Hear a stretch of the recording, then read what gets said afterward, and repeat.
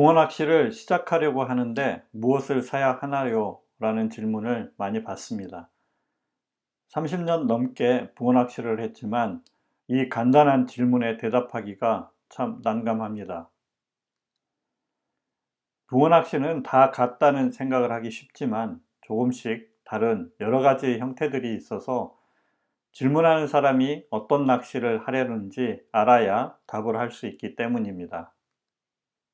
자신의 낚시 스타일을 정하기 위해서 알아야 할 몇 가지 요소들 중에서 이번에는 낚시터에 대해서 말씀드리겠습니다. 붕어낚시를 처음 시작하려는 분이라면 이번 영상을 끝까지 봐주시기 바랍니다. 안녕하세요. 붕어낚시꾼 물가에 선 나무입니다. 붕어낚시를 시작하는 분들을 위한 입문 강좌 붕어낚시 따라하기입니다. 이번에는 붕어 낚시터의 형태와 종류에 대해서 간략히 정리해 보겠습니다. 낚시터는 먼저 크게 유료터와 무료터로 나눌 수 있습니다.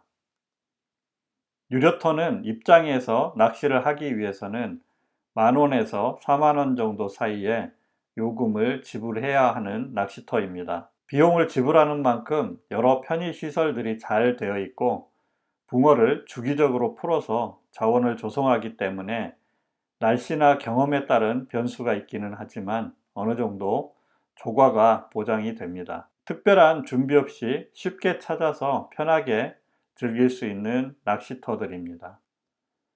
무료터는 말 그대로 입장료나 사용료를 지불할 필요가 없는 자연 낚시터입니다. 대신 편의시설이 없고 낚시 장비나 편의용품을 본인이 직접 준비해야 합니다. 낚시터에 따라 붕어가 많이 있을 수도 있고 없을 수도 있어서 조과 변동폭이 매우 큽니다. 각자의 경험과 노하우가 필요한 부분이라 도전하는 재미가 있는 낚시터라고 할 수 있습니다. 먼저 유료터에 대해서 말씀드리겠습니다.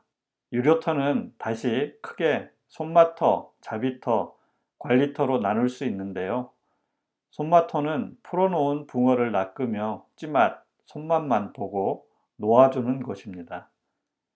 자비터는 풀어놓은 붕어를 낚아서 가져갈 수 있는 곳이고, 관리터는 저수지에 자생하거나 일부 풀어 넣은 붕어를 낚아서 가져갈 수 있는 유료터입니다.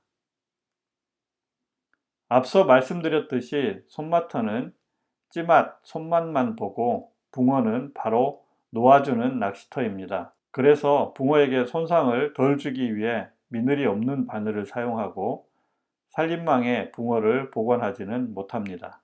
낚시터에 따라 중층, 내림낚시 등을 허용하기도 합니다. 중층낚시, 내림낚시 등에 대해서는 다음에 다시 한번 설명드리겠습니다. 보통 일출 시간부터 밤 10시까지 낚시를 허용하는데 만원 내지 2만원을 받습니다. 낚시터마다 낚시 시간과 비용은 조금씩 차이가 있습니다. 손맛터의 가장 큰 장점은 입어료가 저렴하면서 편의시설이 잘 되어 있다는 점입니다. 화장실, 세면장뿐만 아니라 식당도 있어서 식사도 쉽게 해결할 수 있습니다. 매점에서는 간단한 소품이나 미끼 등을 구입할 수 있고 그늘막 시설이 되어 있고 의자, 떡밥그릇, 수건, 뜰채 등을 제공합니다. 자신이 낚싯대, 앞뒤 받침대, 소품, 미끼 등만 사전에 준비하면 됩니다. 어떤 손맛터는 채비가 다 되어 있는 낚싯대를 빌려주기도 합니다. 빌려주는 낚싯대는 초보자가 사용하는 경우가 많아 다루기 쉽도록 줄도 두껍고 둔감해서 붕어 낚기가 쉽지 않아 추천하지는 않습니다. 손맛터에 따라서는 겨울에 물대포를 쏴서 물이 얼지 않도록 해서 외부 노지 낚시가 가능한 곳도 있습니다. 그렇지 않으면 하우스를 만들어 실내에서 낚시를 할 수 있는 곳도 있습니다. 보통 노지 손맛터보다 5,000원 정도를 더 받습니다. 겨울철에 춥지 않게 낚시를 즐길 수 있다는 장점이 있는 반면 예민해진 붕어들을 낚기가 쉽지는 않습니다. 하우스 낚시는 시즌 초반이 조과가 좋다가 뒤로 갈수록 떨어지는 특징이 있습니다. 다음은 풀어 넣어둔 붕어를 낚아서 집으로 가져갈 수 있는 자비터에 대해 말씀드리겠습니다. 붕어를 낚아서 가져갈 수 있다 보니 미늘이 있는 바늘을 사용해도 되고 살림망에 붕어를 넣어서 보관할 수 있습니다. 내림이나 중층은 허용하지 않는 경우가 대부분입니다. 자비터는 보통 1박 2일 낚시에 3 내지 4만 원의 입장료를 받습니다. 손마터보다 입장료가 비싼 대신 매주 붕어를 새로 넣어서 붕어 낚기가 비교적 쉬운 편입니다. 또 낚은 붕어를 가지고 갈 수도 있다는 점이 장점입니다. 물론 실력에 따라 조과 차이는 납니다. 손마터와 마찬가지로 다양한 편의시설이 제공돼서 낚싯대, 받침대, 미끼, 살림망, 뜰채 정도만 준비하면 됩니다. 손마터와 달리 뜰채를 제공하지 않아 자신이 준비해야 되는 경우가 많습니다.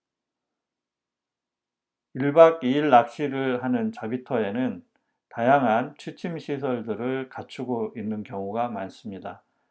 1인실, 2인실, 방갈로 등이 있는데 보통 각 시설별로 사용 요금을 추가로 받습니다. 개인이 가져온 텐트를 설치할 수 있는 곳도 있어 추가 비용 없이 밤낚시를 즐길 수도 있습니다.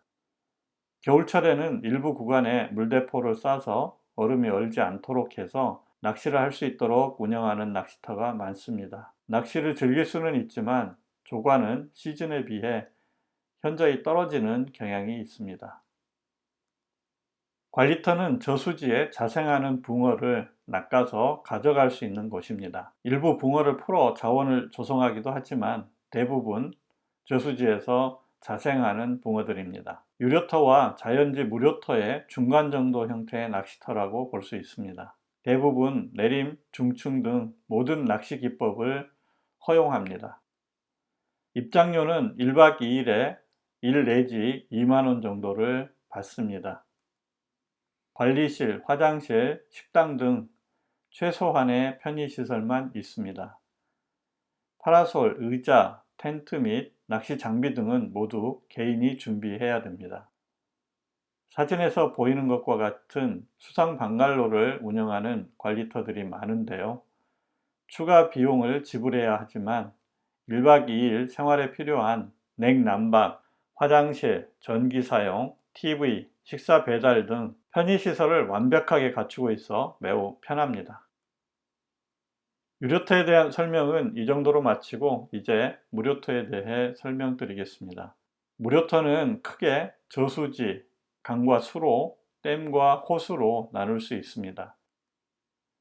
저수지는 강이나 골짜기를 막아서 만든 인공못인데요. 보통 농업용수를 저장하기 위한 시설입니다.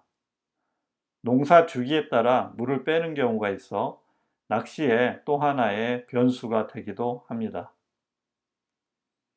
저수지는 대표적인 무료 낚시터인데요. 사람들이 살고 있는 거주지에서 가까운 곳에 있어 접근성도 좋습니다. 편의시설이 거의 없습니다. 따라서 낚시할 때 필요한 모든 것을 스스로 준비해서 해결해야 합니다. 화장실 문제를 야외에서 해결해야 하고 식사도 스스로 해결해야 합니다. 낚시에 필요한 장비도 모두 사전에 준비해야 하는 것은 물론입니다. 다소 불편하지만 자연과 가장 가까이 한다는 매력이 있습니다. 일부 저수지는 상수원으로 쓰이는 경우가 있고 허가받은 양어장이나 사유지여서 낚시가 불가능한 경우도 있습니다. 저수지에서 낚시를 할 때는 낚시 가능 여부를 먼저 확인할 필요가 있습니다. 저수지라고 어디나 붕어가 잘 낚이지는 않습니다. 지난해 가뭄으로 붕어가 모두 고갈되었을 수도 있고 베스 등 외래 어종이 유입되어 개체수가 적은 곳도 많습니다. 사전에 근처 낚시점이나 낚시 정보 사이트 등에서 정보를 입수하고 출조하는 게 좋습니다. 이것은 무료터라면 어디에나 해당되는 사항이기도 합니다. 길게 흐르는 물줄기를 강이라고 하고 물이 흐르도록 인공적으로 만든 통로를 수로라고 합니다. 강과 수로에도 붕어들이 많이 서식하고 있어서 많은 분들이 낚시를 합니다.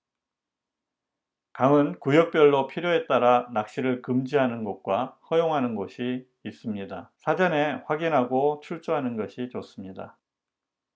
강이나 수로에서는 깊은 소, 보나 숨은 근처 물 흐름이 완만한 곳에서 낚시를 많이 하게 됩니다.